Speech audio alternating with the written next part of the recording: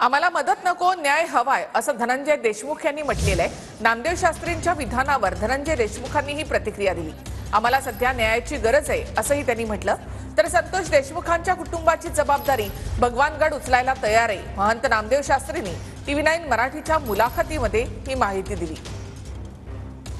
संतोष देशमुखच्या परिवाराची सगळी जबाबदारी भगवानगड उचलायला तयार आहेत। माणूस परत येत नाही हे सत्य आहे, पण त्यांना जेवढा खर्च लागेल, जितका निधी लागेल, त्यांच्या लग्नापर्यंत त्यांच्या शिक्षणाचा खर्च पूर्णपणे भगवानगड उचलायला तयार आहेत।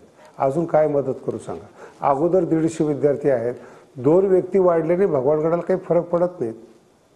भगवानगडाचं कर्तव्य शिकवणं आणि पाठराखण करणं। सर्वसामान्य कुटुंब आहे, त्याच्या जेवढ्या गरजा असतात, मग त्या शालेय आहेत, म्हणजे शैक्षणिक आहेत, सामाजिक आहेत, ते सगळे आत्तापर्यंतचे लोकप्रतिनिधी, सामाजिक क्षेत्रातले, संप्रदायातले लोक आले आणि त्यांनी त्या गोष्टी उचलल्या आहेत।